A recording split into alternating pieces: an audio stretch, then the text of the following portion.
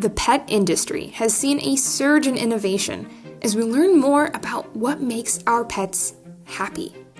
From CBD to big tech, pets are now being pulled into all of humanity's emerging, lucrative industries. Erick Eidus is one of those human entrepreneurs who's been busy leveling up the pet industry. My name is Erick Eidus. I'm the CEO of PupPod, and we built the world's first multi-species gaming platform. Who says dogs wouldn't like to unwind with some games too? Thanks to Erick, there's finally a game clever enough for your dog.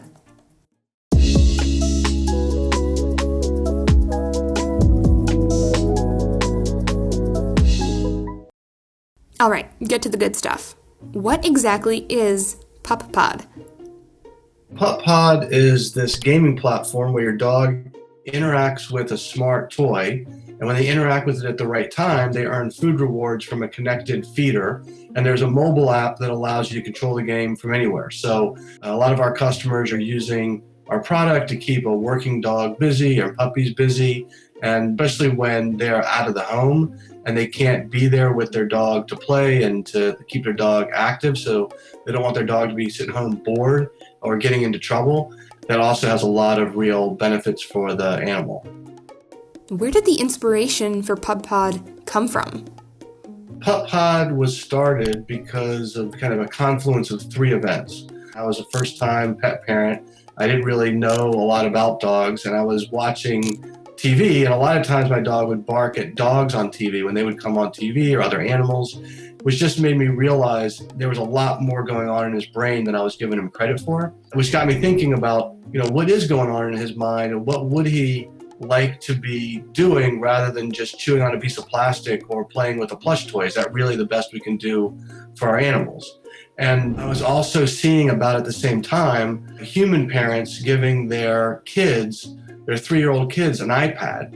And you're like, why on earth are they giving their kid a $500 iPad? And it was because they needed technology tools that could allow them to get their errands done, keep their kids entertained when life gets in the way. Not that people don't want to play with their kids, but you can't play with your kids 24/7. And then for the kids, they were interacting with a whole software user experience where they could learn all kinds of different things, and it was fun for them. They were having fun, they were being educated. And so by seeing that, it just clicked for me that this didn't exist for the dogs in our life that are also family members. And so part of the goal of PupPod was to use software and technology to build better products to give pets a better life, have them, have better experiences. We can modify behavior with positive reinforcement through technology. There's a real opening there, but also to give pet parents a better tool so that they can be better pet parents. Exercising your dog's prefrontal cortex, like the PupPod does, feeds the important problem-solving part of the brain. So these kinds of activities can lead to longer concentration and the release of dopamine. And that's the least of it. When your dog experiences these positive benefits consistently, their well-being will soar. So how are you hoping PupPod will impact the pet industry? I'm hoping to disrupt it. The pet industry is not even low-tech, it's no-tech. It's pieces of plastic and plush toys. And I just don't see that being the future of the product category over the next decade. With building a new product category, you get a chance to redefine these expectations and to show people how the product you're building can fit into their life in a way that they never even imagined. But then once they see it, they have to have it.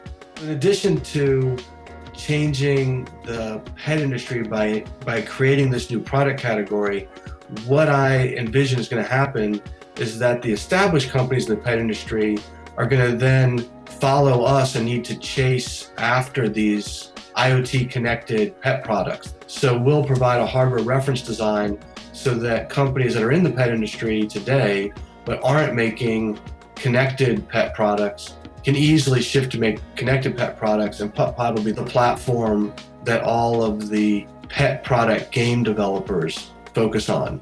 And the notion of a game will be a lot more about the software in the game than just a physical thing like a ball or a bone. we think it's safe to say that PupPod has already been making some waves. Erick here, so humble he didn't even mention it, was even on an episode of Dennis Quaid's podcast, The Pet Show. The famous actor is also an animal enthusiast and talked with Erick all about disrupting the pet industry with technology on the episode The Science of Pets.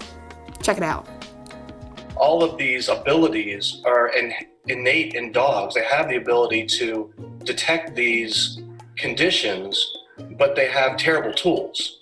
All of that training has been done manually, and so it doesn't scale. So you can think of this wave of, particularly our perspective on this wave of using technology is to democratize the tools, and there's all kinds of skills that they're capable of, and if we make the right product, we make a better product than what's out there, we believe that humans are going to want to give their animals something more interesting than a piece of plastic to chew on. How would you define success as an entrepreneur?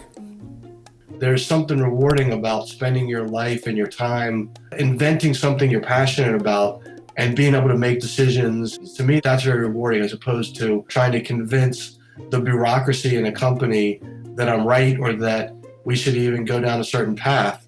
To me, that was not very rewarding, even though you got a paycheck. And, you hear a lot of people say, it's the things that you didn't do that you regret more than the things that you did do. And so that's kind of what anchors the fuel to keep going and even if it fails, I'm making a decision to spend my life in doing something that's meaningful. And so if you feel that way, then you'll find reward in all the little steps to get to the big payout.